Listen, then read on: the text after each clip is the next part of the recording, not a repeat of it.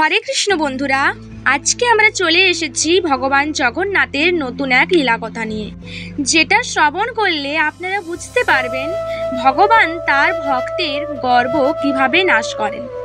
আজকের এই লীলার নাম গর্বগঞ্জন জগন্নাথ।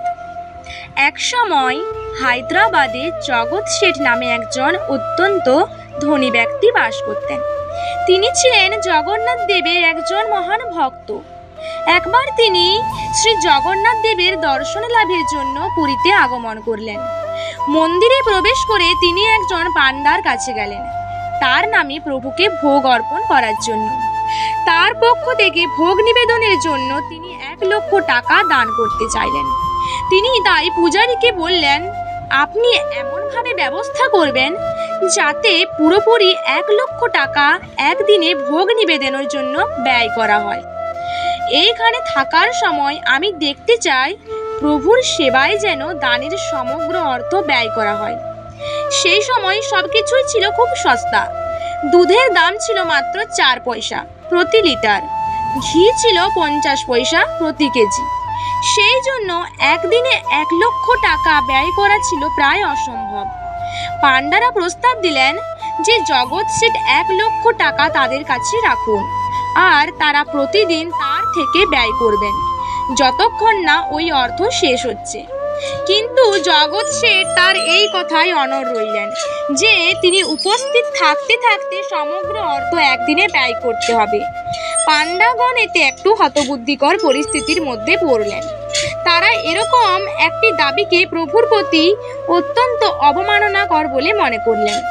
জগতের নাথের পক্ষে সবকিছুই সম্ভব, কিন্তু তারা কেমন করে একদিনে এত বিপুল পরিমাণ অর্থ ব্যয় করবেন। প্রভুর প্রিয় দ্রব্য হচ্ছে চিনি ও মাখন, কিন্তু চিনি ও মাখনের জন্য এত অর্থ ব্যয় করা ছিল অসম্ভব।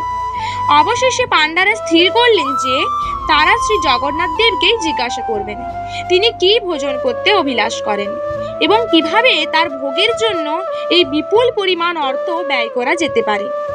জগৎ শেঠকে জানানো হলো যে এ বিষয়ে শ্রী জগন্নাথ দেবকে জিজ্ঞাসা করা হবে তিনি কি চান। জগৎ শেঠ এটি শুনে খুব খুশি হলেন যে তিনি কি খেতে অভিলাষ করেন প্রভু তার স্বয়ং জানিয়ে দেবেন।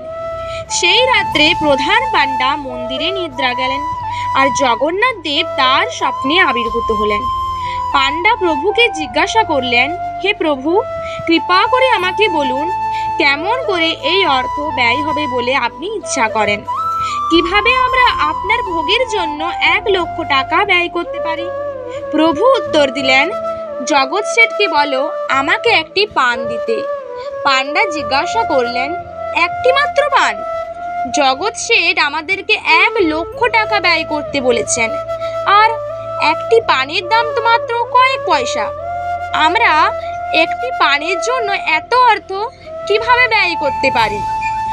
পান্ডার মনোভাব জেনে প্রভু বললেন, প্রত্যেক দিন আমি সাধারণ পান সাধারণ চুন দিয়ে গ্রহণ করি। জগৎ শেঠকে বলো সে আমাকে যে পান দেবে সেই পানে সাধারণ চুন থাকবে না, তার পরিবর্তে সে গজমতি চূর্ণ দিয়ে পান নিবেদন করবে। সেই পান গ্রহণ করার পর আমি তাকে বলবো সে আমাকে কি ভোজন করাতে পারে। গজমতি হচ্ছে এক ধরনের মুক্তা, যা গজ অর্থাৎ হাতির কপালে দেখা যায়। এই ধরনের মুক্তা অবশ্য খুব বিরল বস্তু। এই কথা বলে শ্রী জগন্নাথ দেব অন্তর্হিত হলেন। শয্যা থেকে উঠে অবিলম্বে পান্ডা জগৎ শেঠকে প্রভুর আজ্ঞা জানাতে চললেন। প্রভু জগন্নাথ দেব কেবল একটি পান গজমতি চূর্ণ দিয়ে গ্রহণ করতে অভিলাষ করেছেন। শুনে জগৎ শেঠ খুবই উদ্বিগ্ন হলেন। তিনি ভাবতে লাগলেন, আমি গজমতি কোথায় পাবো? সব হাতির কপালে এই মতি থাকে না। হাজার হাজার হাতির মধ্যে কোনো একটি হাতির হয়তো এই গজমতি থাকতে পারে।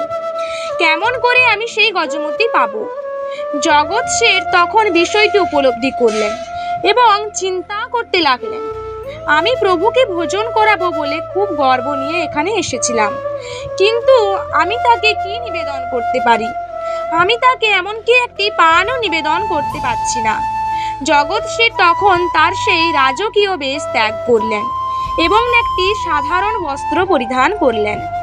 তিনি তার উষ্ণীল খুলে সমস্ত রকমের গর্ব ও আভিজাত্য বোধ থেকে মুক্ত হয়ে নিরহংকারী হয়ে বিনম্র চিত্রে 1,00,000 টাকার সেই থলিটি হাতে ধরে একজন সাধারণ মানুষের মতো মন্দিরে প্রবেশ করলেন। তিনি প্রভুর বেদির কাছে ওই থলিটি রেখে বললেন, হে প্রভু, আমি খুব গর্বিত চিত্তে 1,00,000 টাকা আপনাকে ভোগ নিবেদন করব বলে এসেছিলাম, কিন্তু আপনাকে আমি এমনকি একটি সাধারণ পানও ভোজন করাতে অসমর্থ। অনুগ্রহ করে আমাকে ক্ষমা করুন, মার্জনা করুন। আপনি আমার গর্ব ধ্বংস করেছেন, অহংকার নাশ করেছেন। এইভাবে জগন্নাথ দেব প্রসিদ্ধ হলেন গর্বগঞ্জন নামে, যার অর্থ যিনি সকল গর্বকে নাশ করেন। বন্ধুরা, ভিডিওটি ভালো লাগলে অবশ্যই একটি লাইক করবেন এবং কমেন্টে জয় জগন্নাথ অবশ্যই লিখবেন, এবং এরকম আরও লীলা কথা শ্রবণের জন্য আমাদের চ্যানেলটি সাবস্ক্রাইব করে আমাদের পাশে থাকবেন। হরে কৃষ্ণ, রাধে রাধে, জয় জগন্নাথ।